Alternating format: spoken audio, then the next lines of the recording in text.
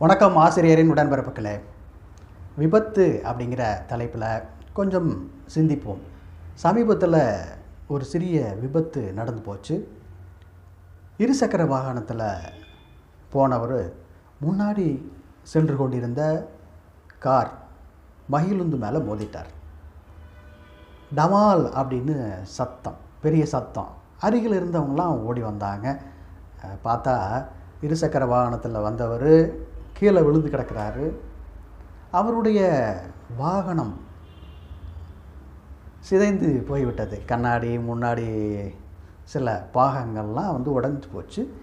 இவர் கீழே கிடக்கிறார். ஆங்காங்கு இரத்த காயம். அவருடைய முட்டி பகுதி வீங்க ஆரம்பித்து விட்டது. ஓரளவுக்கு கூட்டம் சேர்ந்துருச்சு.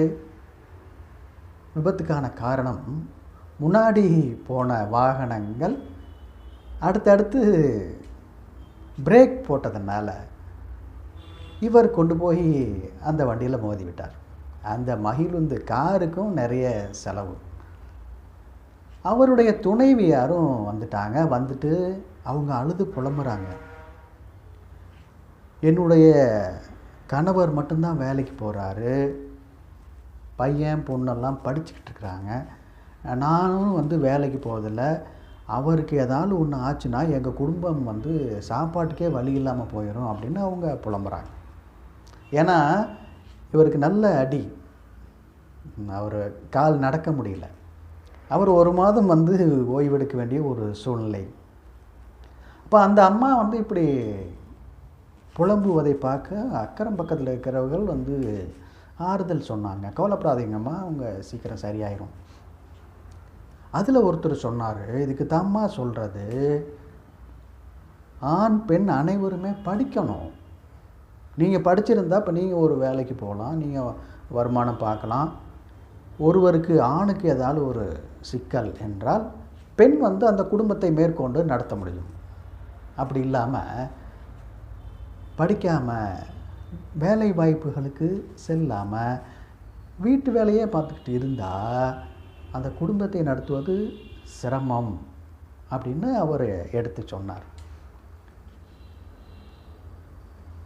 அந்த மகிழுந்துக்காரர் என்ன சொல்லிட்டாருன்னா, என்னுடைய காருக்கு நிறைய செலவாகும், அது ஒரு விலை உயர்ந்த கார், அதனால் நான் உங்களுக்கு எதுவும் செய்ய முடியாது, நீங்கள் உங்கள் வீட்டுக்காரர் தான் எங்கள் கார் மேலே மோதிட்டார், அதனால் நாங்கள் எதுவும் உங்களுக்கு இழப்பீடு தர முடியாது அப்படின்னு அவர் சொல்லிட்டார். அவர் கையை வச்சிட்டார். இருசக்கர வாகனத்தை ஓட்டிகிட்டு போனவரும் வழக்கெல்லாம் போட முடியாது. ஏன்னா அவருடைய வண்டியை காப்பீடு செய்யவில்லை, இன்சூரன்ஸ் பண்ணலை. இன்சூரன்ஸ் செய்திருந்தால் இழப்பீடு வாங்கலாம், அதை வைத்து மருத்துவ செலவு செய்யலாம். இப்போ பாருங்கள், அவருக்கு எந்த இழப்பீடும் கிடைக்காது. தன்னுடைய சொந்த பணத்தில் மருத்துவ செலவு பார்க்கணும், குடும்பத்தை நடத்தணும், ஏகப்பட்ட சிக்கல்களுக்கு ஆளாகிவிட்டார். விபத்து சிறியது தான், ஆனால் சிக்கல் பெரியது. ஆக இந்த நேரத்தில் சிந்திக்க வேண்டியது என்ன அப்படின்னு சொன்னால், ஐயன் திருவள்ளுவர் ஒரு அருமையான ஆலோசனை சொல்கிறாரு, அறிவுரை சொல்கிறார். அதிகாரம் 41 கல்லாமை, குறள் எண் 406. உளர் என்றும் மாத்திரையர் அல்லார், பயவா கலரணையல் கல்லாதவர். நல்ல கல்வி கற்று சிறந்து உள்ளவங்க எப்போதுமே அவங்களுக்கு நன்மைகள் உண்டாகும். அவர் எப்போவுமே இருக்கிறவர், எல்லாம் உள்ளவர். அப்படி இல்லாமல் படிப்பறிவு இல்லாமல் இருந்தால் அவர்கள் எதற்குமே பயன்படாத கலர் நிலத்திற்கு சமமாவார். அந்த நிலத்தில் எந்த பயிரும் விளையாது, அது சும்மா கிடக்க வேண்டியதுதான்.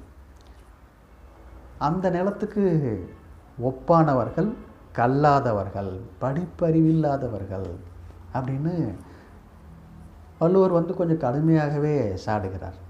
ஆக இந்த நேரத்தில் அனைவரும் சிந்திக்க வேண்டியது, வாகனங்களில் செல்லும் பொழுது மிக கவனமாக செல்ல வேண்டும் அப்படிங்கிறது தான்.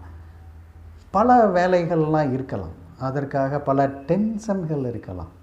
அதற்காக வாகனத்தில் வேகமாக போவது அப்படிங்கிறது இதுபோல் ஒரு பெரிய சிக்கல்களில் கொண்டு போய் விட்டுவிடும். இரண்டாவதாக, கல்வி. அனைவரும் படிக்க வேண்டும். அனைவருக்கும் வேலை வாய்ப்புகளுக்கு செல்ல வேண்டும். ஒரு விபத்து, சில சங்கடமான ஒரு சூழ்நிலைகளில் அதை சமாளிப்பதற்கு கல்வி மிகவும் பயன்படும் அப்படிங்கிறதையும் நம்ம இந்த நேரத்தில் சிந்திக்கிறோம். இந்த சம்பவம், திருக்குறள் விளக்கம் உங்களுக்கு ஓரளவுக்கு சிந்தனையை தூண்டியிருக்கும், பயன்படும் என்று நான் நினைக்கிறேன். இதுபோல் ஏராளமான தகவலுக்கு ஆசிரியர் நகுல்சாமி யூடியூப் சேனலை இது வரைக்கும் சப்ஸ்கிரைப் பண்ணாதவங்க சப்ஸ்கிரைப் பண்ணுங்க, லைக் பண்ணுங்கள், ஷேர் பண்ணுங்கள், மற்றவங்களுக்கும் பயன்படுத்தும். உங்களுடைய கருத்தை சொல்லுங்கள். மானமும் அறிவும் மனிதருக்கு அழகு. நன்றி, வணக்கம்.